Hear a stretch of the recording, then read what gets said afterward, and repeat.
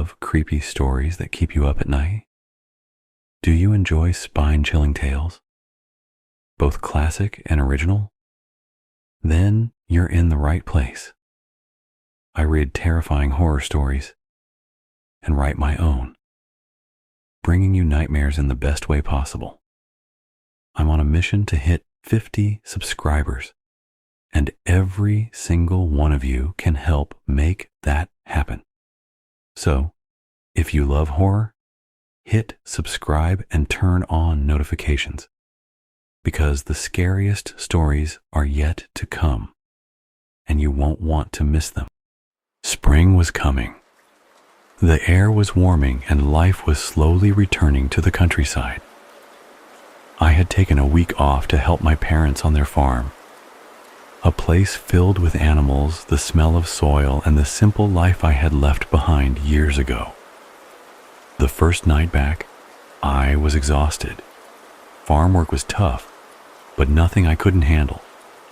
Just as I was about to drift into sleep, a loud commotion came from the pig stall. Screeching, hooves scraping, and the unmistakable sound of a struggle. I figured they were just fighting over scraps. Pigs eat anything. Morning came and I went to check. One pig was missing. The others? Bloodied, wounded, and restless. No corpse, just traces of blood. It was strange, but I chalked it up to their nature. Maybe they had killed one of their own and eaten it. I mentioned it to my parents, and we separated the pigs, just in case. That night, I was woken again. But this time, there was something else screeching with them. Something not pig-like. Something unnatural. I grabbed my shotgun and rushed downstairs. My heart pounded as I stormed into the stall, ready to chase off whatever was causing trouble. I barely caught a glimpse of it before it vanished into the shadows. It was humanoid, but it moved differently. Too fast, too fluid. Its hunched frame darted out of the stall, leaving behind a wounded pig barely clinging to life. My parents ran in, their lanterns casting trembling light over the scene. Deep claw marks raked across the wooden walls and windows. These were no wolf scratches. Something bigger, something with intent had been here. That was when we knew. This wasn't a wild animal. We reinforced every opening, boarded up windows, reinforced the stalls, and armed ourselves. My father grabbed his rifle. My mother an old revolver. I had my shotgun. And we made one final preparation, a Molotov, just in case. Then we waited. Hours passed and nothing happened. The night was silent, save for the occasional shuffle of the animals. But then, a growl, low, guttural, angry.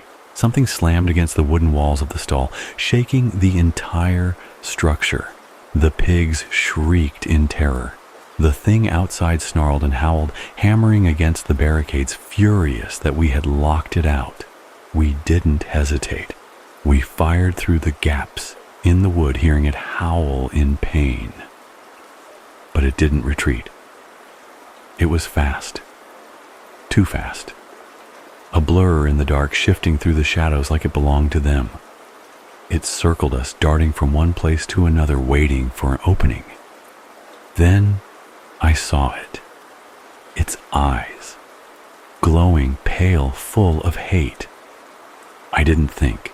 I acted. I lit the Molotov and hurled it. The glass shattered, fire erupted, and the thing let out a shriek unlike anything I had ever heard. A twisted, alien scream that made my blood run cold. The fire revealed its form. It was tall. Taller than any man, with elongated limbs and a body that looked half-formed, like something pulled from a nightmare.